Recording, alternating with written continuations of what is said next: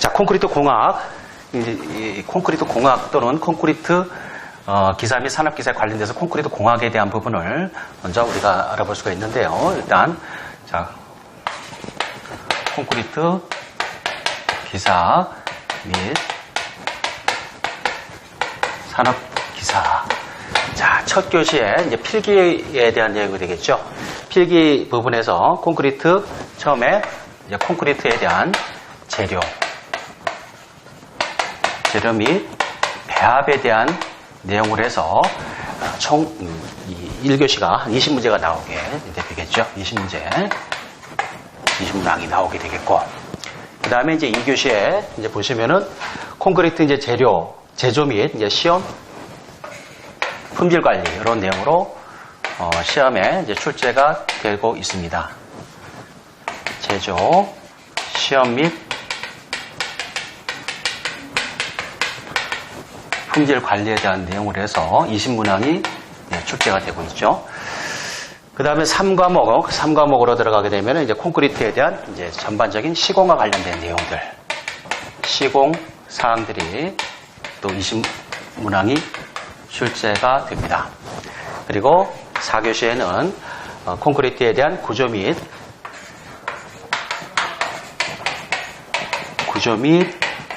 유지 관리 이러한 내용으로 해서 또 20문항이 출제가 되죠.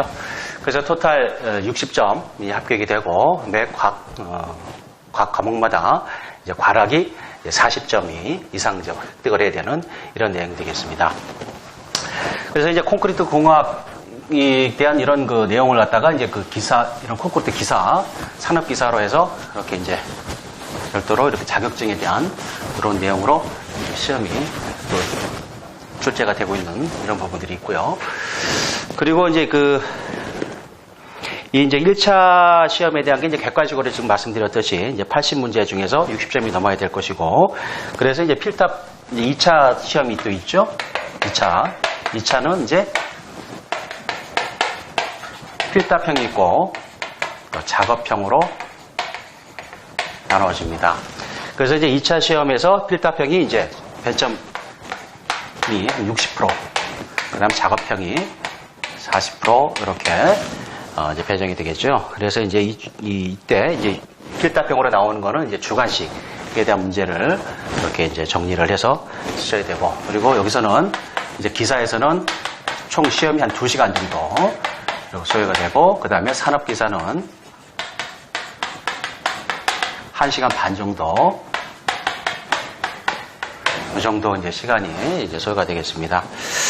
그리고 이제 여기서 필답형이 끝나고 나면은 또 이제 연이어서 이제 작업형에 대한 부분이 있겠죠. 그래서 작업형에 대한 부분은 이제 실제 이제 시험과 관련되는 이런 부분에 대한 내용으로 이제 이거는 별도로 이제 시험을 또 보셔야 될 부분이죠. 그래서 이제 작업형 부분에서는 제1과제가 이제 콘크리트에 대한 슬럼프라든가 또는 공기량 이건 하는 이런 시험들이 있게 되겠죠. 그래서 이런 것들은 이제 그룹으로 이렇게 이제 통해서 이 작업형에 대한 이제 시험을 볼 수가 있겠고요. 그다음 제2과목 2과제에서는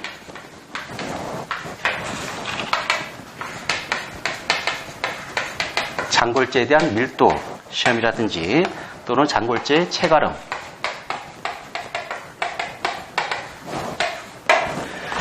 그 다음에 이제 또 시멘트 밀도 측정하는 것. 예전에는 비중이라고 그랬죠.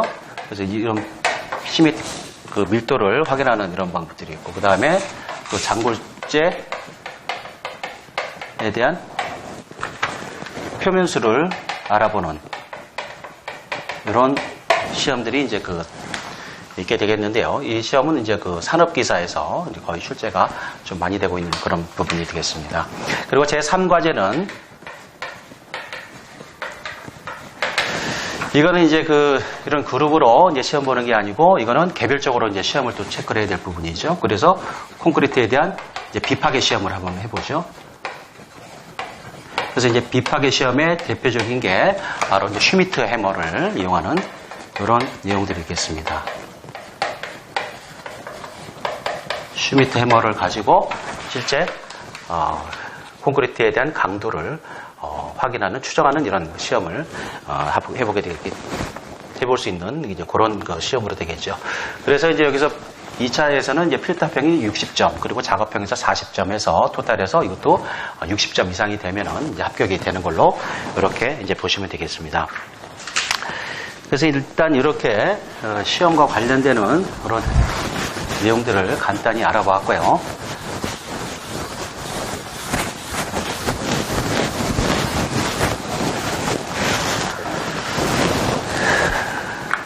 자, 그러면은 이제 콘크리트 제1장, 제1부 콘크리트 재료 및 배합에 대한 내용으로 한번 알아보도록 하겠습니다. 제1장 콘크리트 재료. 자, 제1-1에서 이제 시멘트 제조에 대한 내용이 나오죠. 자, 시멘트는 어떻게 이루어졌습니까? 석회석과 점토가 주성분으로 이루어졌죠. 그래서 석회석 이제 4, 그리고 이제 점토가 1 정도 이렇게 이루어진 광물로 이렇게 이제 시멘트를 만드는 이런 내용이 되겠습니다. 그래서 4대1에 이런 배합을 통해서 이제 소성도를 거쳐서 시멘트의 급격한 은결 방지를 목적으로 석고를 2 내지 3% 정도 넣어줘서 이 클링커를 분쇄해서 만든 건설재료다, 이렇게 지금 정의를 좀 내려주고 있어요.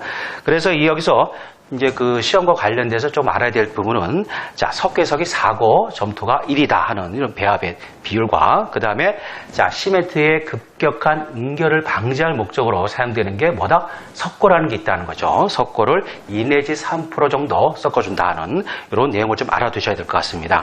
자, 그 다음 두 번째 보시면은 소성 버닝이라고 그러죠. 자, 버닝의 문제점. 자, 버닝이라는 게 뭐죠?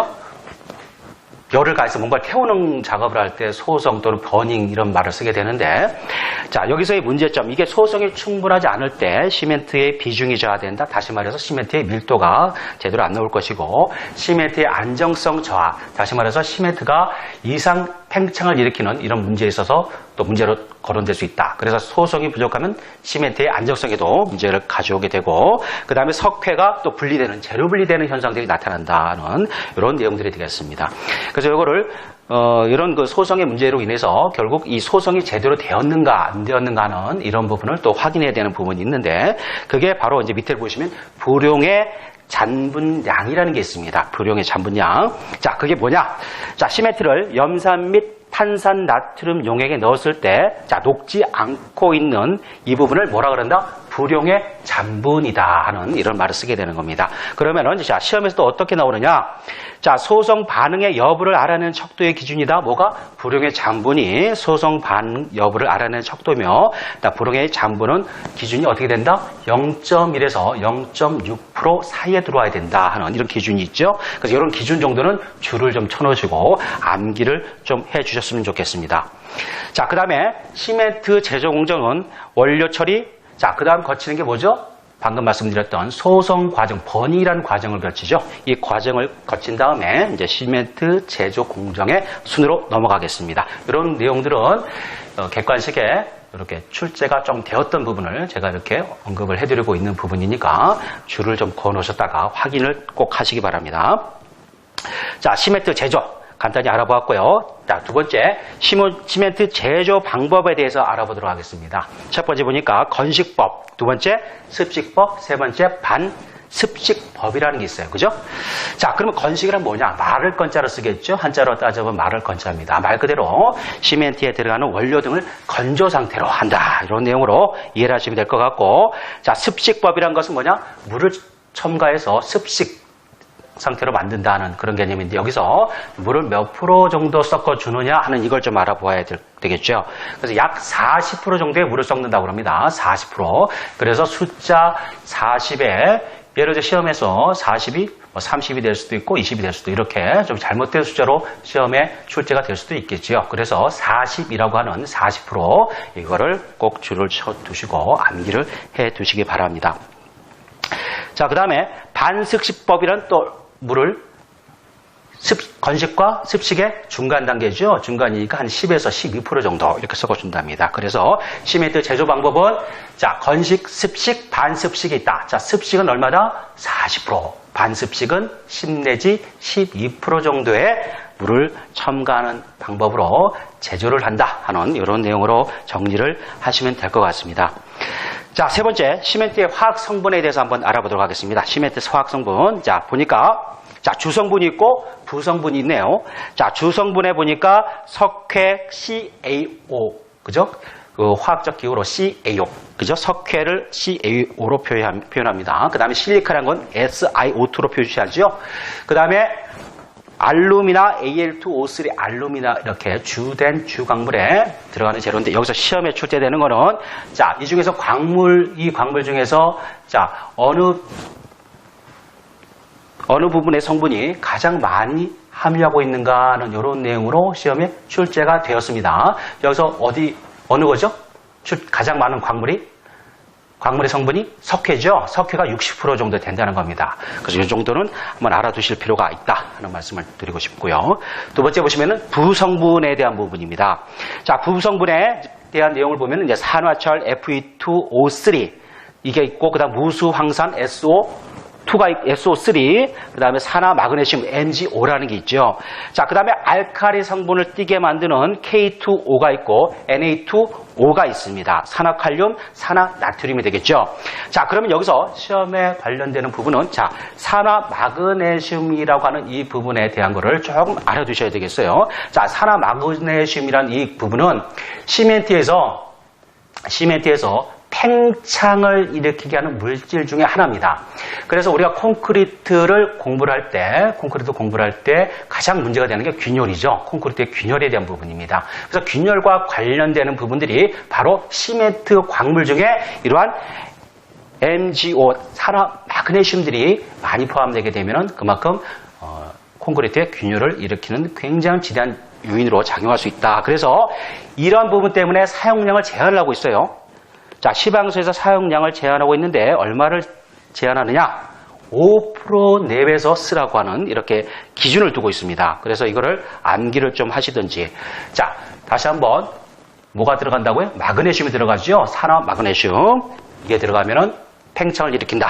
그렇게 암기를 좀 해두시고, 그 다음 밑에 보시면 알칼리 성분에 대한 내용이 있습니다. 그래서 K2O, 그 다음에 Na2O가 있죠. 자, 이 성분들이 분명히 이거는 시멘트에 있어서 이게 그 알칼리성을 띠느냐 하는 이런 부분에서 굉장히 중요한 이 광물 중에 하나인데, 그런데 이 광물들이 물론 일정한 이 광물들이 있어야지만이 콘크리트가 시멘트가 물과 만나서 석회 속의 물과 만나서 수화 반응을 일으켜 수화 작용을 하게 되는 역할을 하는데 이 광물이 굉장히 지대하게 필요한 사항입니다. 그래서 이런 그 광물들이 필요한데, 다만 이런 광물들이 또 문제가 될 수 있는 거는 너무 지나치게 많으면은 시멘트 상에 있는 이 알칼리 성분이 많으면은 결국 골재와 콘크리트에 들어가는 재료 중에 골재에 실리카 성분이라는 놈하고 만나서 알칼리 골재 반응을 일으키는 이런 문제를 또 가지고 있다는 거죠. 그래서 이런 부분도 너무 많이 사용을 하면 안 되지만은 우리가 필요한 적정한 부분 내에서는 사용이 필요하다. 그래서 이거를 좀 알아두셔야 될 부분이고, 자, 그 다음에 보시면은 포틀랜드 시멘트의 주 원료 양이라고 돼 있어요. 자, 이건 시험에 한번 이런 내용으로 출제가 되었다는 겁니다.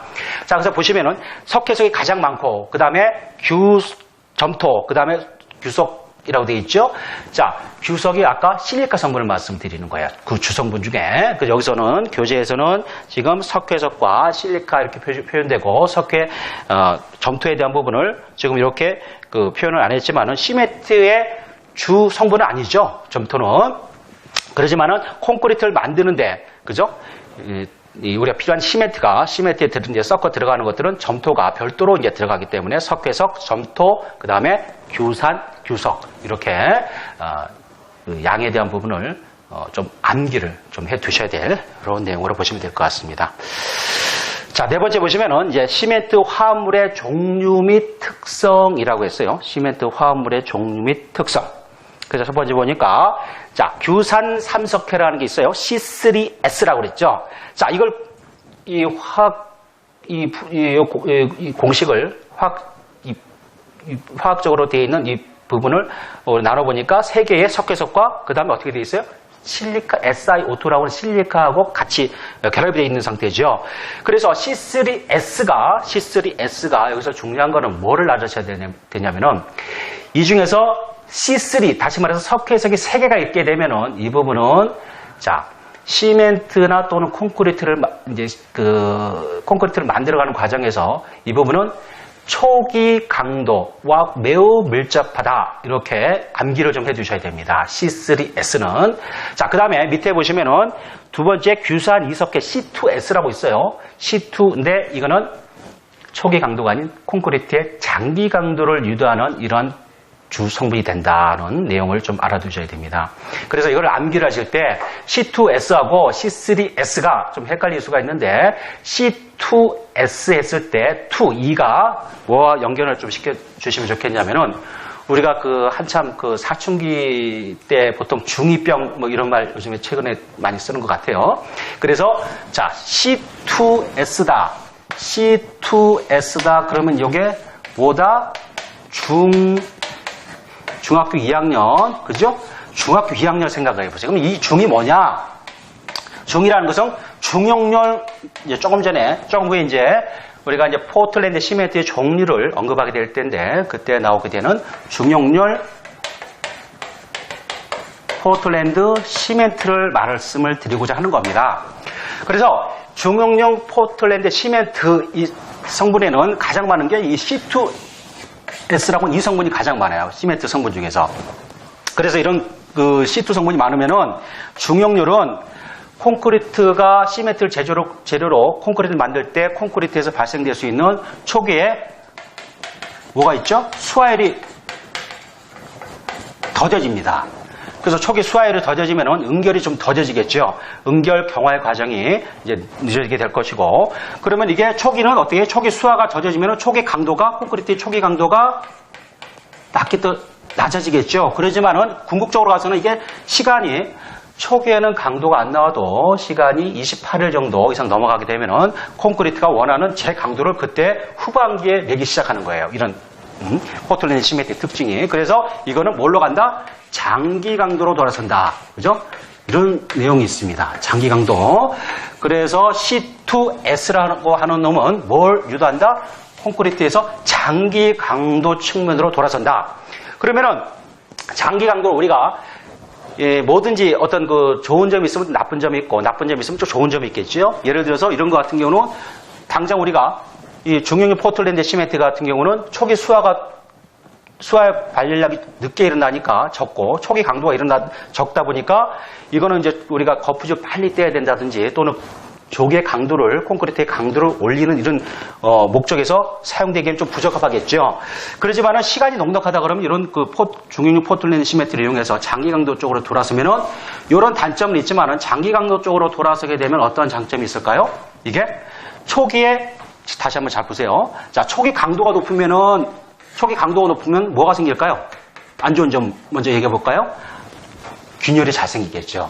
콘크리트에 균열이 잘 갑니다.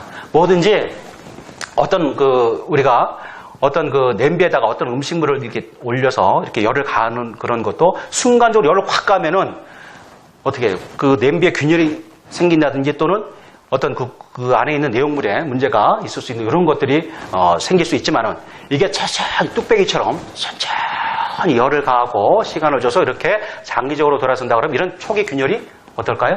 초기 균열이 줄어들게 됩니다. 그래서 우리가 좋은 구조물을 콘크리트를 이용한 좋은 구조물을 만드는데 가장 중요한 것은 뭐냐면 장기 강도로 돌아설 수 있게 만들어주는 것이 가장 좋겠다. 그래서 지금 말씀드렸듯이 장기 강도로 돌아서는 이런 측면에서 이제 장기 강도가 발생될 것이고, 그리고 콘크리트의 구조물의 균열이 줄어들겠죠. 균열이 줄어들고, 그 다음에 콘크리트에 있어서 균열만 문제 있을까요? 크리프라든가 또 뭐가 있죠? 우리가 뭐 균열과 관련되는 소성 수축 균열이라든지 또는 건조 수축 균열, 그 다음에 치마 균열, 기타 등등 이런 것들이 많겠죠. 자, 그 다음에 크리프, 말씀드린 건조 수축, 그 다음에 균열, 이런 것들 전부 다. 그래서 이런 것들이 전반적으로 장기 강도로 돌아서면 좋다. 그럼 여기에는 자, C2S라고 하는 이게 바로 장기 강도로 돌아서게 하는 이런 측면의 장점이 있다. 그래서 이거를 뭐라 그런다? 우리가 지금 조금 전에 말씀드렸듯이 이게 중2 이렇게 이제 암기를 해 두시고 중용렬로 연결된다. 그러면은 C3S는 당연히 초기 강도 촉진이라고 이제 이렇게 이해를 하시면 되겠죠. 그래서 거기 보시면 C3S가 성분이 많으면은 콘크리트의 다시 말해 초기 강도가 빨라지고, 자, 그래서 이런 그 C3S가 중형력 포틀랜드 시멘트에서는 당연히 장기 강도 측면으로 돌아서야 되기 때문에 이게 제한을 하고 있는 거예요. 이 양에 대한 거를. 그래서 얼마를 제한하고 있느냐 보니까 50% 이하로 쓰라고 시방서에 이런 내용들이 있는 겁니다. 그래서 이거를 암기를 좀 해 두셔야 될 부분이 있고, 자, 그 다음에 두 번째 C2S라고 하는 놈은 말씀드렸듯이 장기 강도로 돌아서겠죠. 그럼 이건 중형력 포틀랜드에 쓰일 것이고, C3S는 어디 쓸까요? 주로 시멘트? 조각. 빨리 강도를 촉진시키게 되는 필요성이 있는 이런 그 시멘트에는 바로 조광 시멘트가 이제 들어가겠죠. 그래서 조광 시멘트에는 C3S 계열이다. 이렇게 보시면 될 것 같고. 자, 그 다음 세 번째를 보니까 C3A라고 하는 게 있습니다. 뭐죠, 이게? 알루미네이트라고 그랬죠. 그래서 세 개의 석회석과 알루미늄이 있어요. 이 Al2O3라고 하는 알루미늄이 들어가면 이것도 이 광물의 특성상 뭐냐면 초기 강도로 굉장히 이것도 촉진시키는 그런 역할을 합니다, 이게.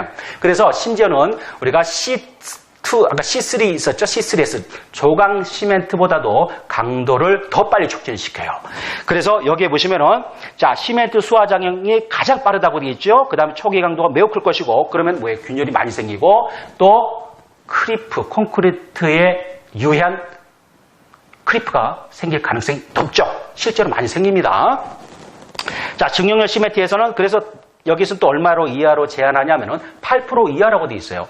그죠? 8% 이하. 아까 우리가 그 C3S에서 얼마 이하로 제한했죠? 50% 이하. 자, 그러면 C3A에서는 8% 이하로 제한을 하고 있는 겁니다. 당연히 하겠죠. 초기 강도를 유지하는 목적이 아니기 때문에 중용열에서는.